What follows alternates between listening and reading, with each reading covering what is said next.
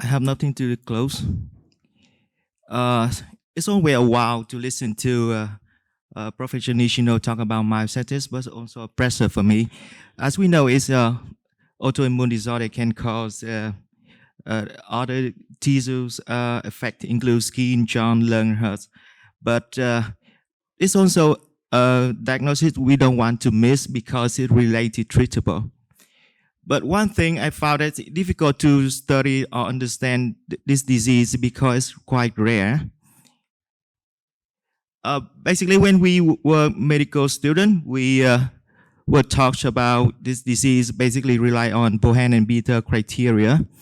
And it's not quite specific, but it's also easy for it, right? Because we can classify into DM whenever patient have skin rash. Without skin rash, it could be BM. But over time, the understanding about pathologies and the number of antibody increasing. So that's why we have more criteria. But it's also confusing for practicing because we don't know what kind of criteria we use. We use criteria for DM, IMNM, IBM. Quite confused for practicing. The wide use criteria is ASEAN 2017. This is widely used by rheumatologists. I also talked to my younger colleagues when they work in a hospital that they cannot do muscle biopsy on antibody test. We can use this criteria, but also I found it's quite objective. We want to make sure what we tick on this criteria is precisely. For example, if patient come to you with variety of skin rash, but not Gottron or Gottron side bumper, they also can have short side of, especially when they do topical treatment, you cannot recognize the skin rash. Also, sometimes the dermatologist cannot also recognize the skin rash and misdiagnosis.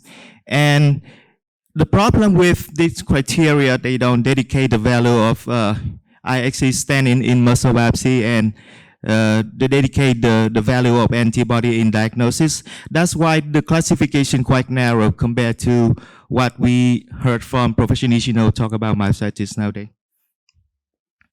This is the flowchart will recommend that you can see sometime the antibody test can replace muscle biopsy in diagnosis. And basically, we do antibody test and muscle biopsy at the beginning because we don't want to misdiagnose. We want to make sure our diagnosis is precise because the patient will go in the very long immunosuppressive. And I also think that everything have their limitation. Antibody have their limitation, muscle biopsy also. And about the treatment, we currently don't have a guideline, an official guideline for treatment. Corticosteroid will be cornerstone, but they encourage us to give the second immunosuppression early to avoid the side effect of long-term corticosteroid. But actually, we don't have official guideline to show it what kind of immunosuppression we can use, how many immunosuppressive should be used, and how long. And in terms of recovery, how about the CK? What level of CK that we can reach before we stop? And how about a relapse? So far, in Vietnam, we start doing muscle biopsy since 2019 under the mentorship of Professor Nishino. So far, we have 150 cases, but we keep improving the quality of standing and then doing the report. But in 2020, we have the antibody panel. And the question is, what the value of antibody panel and muscle biopsy in diagnosis?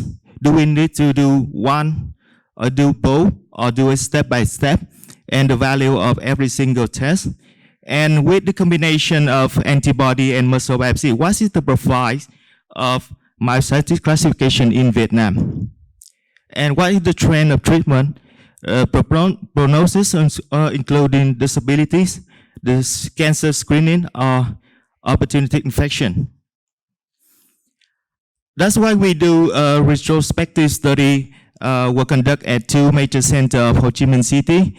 And the target population we select with patient with clinical diagnosis meet at least possible ASEAN 2017 criteria. The time frame from 2019 to 2022, we rule out patient have evidence of antenatal diagnosis during the follow-up. The patient must have at least antibody test by the method is immunoblot assay of autoimmune, and the muscle biopsy was done by us. We have IXC standard include MSC class 1, class 2, MXA, MAC, and B62. The data we collect include the age, gender, the time from onset, the classification by antibody, muscle biopsy, and both. The CK at onset, after 6 months of treatment, EMG, antibody profile, muscle biopsy, muscle strength, modified Rankin scale, we collect that data. ILD, cancer, and opportunistic infection were collected also. The treatment, we record the number of immunosuppressive was used. At the result, we have 55 patients, and definite probable and possible ratios is 40, 54, 51, and 9%. Biopsy was done in 94% of case. Antibody tests were performed in 77%. There was 72% of patients we do antibody tests and muscle biopsy.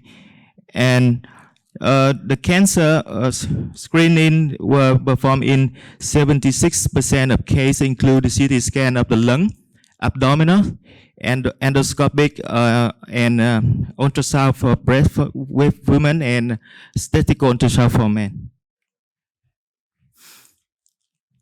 Like other autoimmune disorder, female account majority of population, and the age specific is around 40 to 60.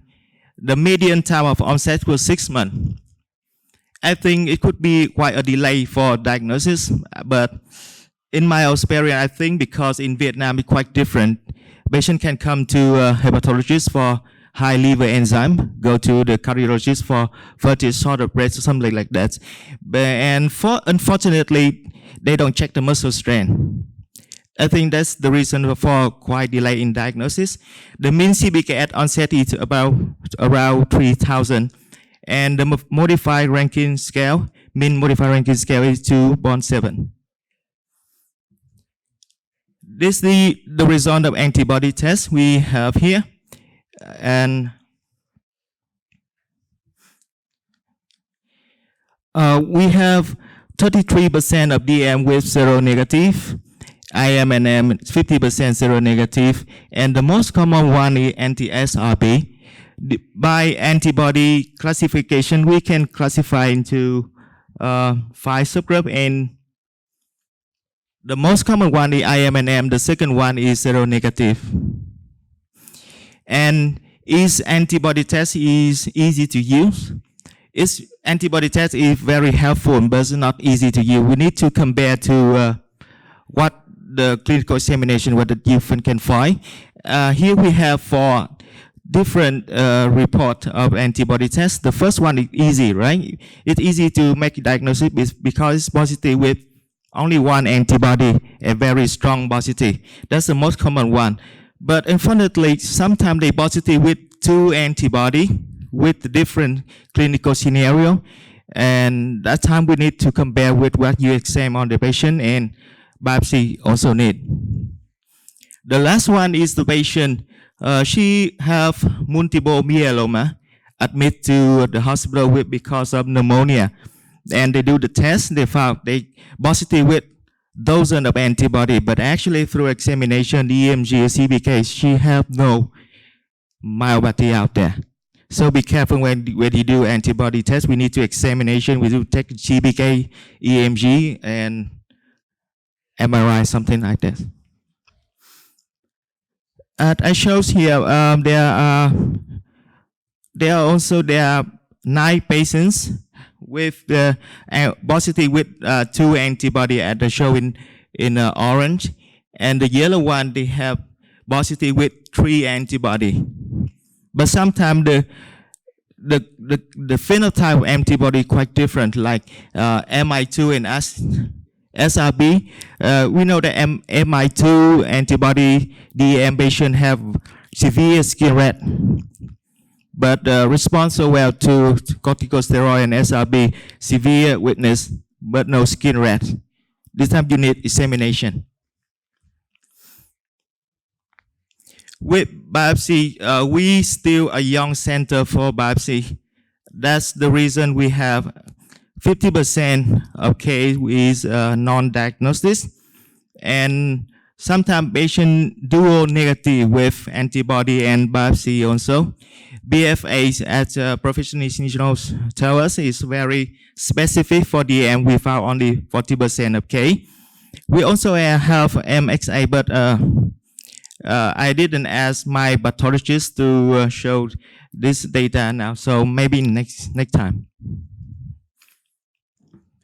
With the combination of antibody test and muscle biopsy, this is the final classification of Vietnam myositis. As you can see, the most common one is immunonecrotized myositis, and the second one is DM. I think this is the first picture we have to show the proportion of myositis in our country. Maybe in the future with the better methods like different method to check antibody, and we improve our ability in muscle biopsy, it could be different, but now it's the picture that we have. About the CK at onset, we can see the IMNM, they show significant higher in the CK at onset. I rarely have two patients with very, very high CK. One is 27,000. The second one is 31,000. I take a deep look in 2K, but actually they have myositis. One of them I give dual immunosuppressive. The CK never get to normal, but muscle strength get back to normal. The CK after 6 months of immunosuppression is about 3,000. The muscle strength is 5 on 5. Nerve conduction study also showed the weakness because CMAP reduction were found significant higher in necrotized myositis, and irritable myositis also found more precisely in necrotized. But interestingly, we have 2K with subacute axonal neuropathy. But we think it could relate to critical illness or some paraneospastic. After give treatment, one of them recover, and we also have a recover in conduction syndrome. So ILD is a very dangerous symptom, can be a cause of death for myositis patient. Through CT scan of the lung, we found 27% of patients have ILD, 3 anti-synthetase, 2 DM, 8 patient IMNM with ILD, and 2 with overlap myositis. ILD caused respiratory distress in 3 patients, and 2 patients died due to rapid progressive ILD. Besides this duty iron respiratory department, we have 4 cases of MDI5 with rapid progressive ILD. Unfortunately, all of them died within a few weeks after diagnosis. Despite that, we tried bone steroid, IVIG, plasma chain, 6-glufosphomide, mycophenolate mofetin, but all of them was died after a few weeks of treatment. In tropical country like Vietnam, opportunistic infection is significant concern, especially when patient with immunosuppression therapy. And fortunately, all of my patients go through the COVID-19 pandemic safely, but they have problem with TB. 4 of them have TB, but tuberculosis happened in the place that we don't predict it. One patient have TB at the spinal bone and the shoulder joints, and even in the the soft tissue like the thighs. My own experience that if the patient complain new symptom, during follow-up, new symptom, new pain, I rapidly do the ancillary test to make sure no TB out there. And in terms of cancer, we found 4K with cancer, colon cancer, breast cancer, nasopharyngeal cancer. All of them are DM patient. Treatment response, we have most of the case with you steroid plus another immunosuppression. And in terms of group, respond to in terms of disability, most of them have significantly improved. Most of them reach modified rankings from 0 to 2. And 2 patients died due to ILD, as I mentioned above. In summary, I want to share with you this is the final classification that we have until now. That's our efforts to do muscle biopsy antibody test, but I think it could be changed if we do another method to check the antibody, I'm sure, because some of them with borderline positive, but we accept it as truly positive. The ratio a little bit changed. According to the paper that I know, they have a different method to check the antibody, ELISA, something like that. But currently we have only immunoplot assay, and I saw that's the problem with the method. Antibody test is helpful, but we need to compare with clinical scenario, and biopsy still play crucial role when to perform and beware of TB in tropical country like Vietnam. Today, I would like to say that I'm more than happy to say that I'm a neurologist, because I can combine and collaborate with other doctors in radiologists, pathologists, and rheumatologists. And furthermore, we can collaborate with other centers like under the help of professionals also. Once again, deeply thank you for joining us this year.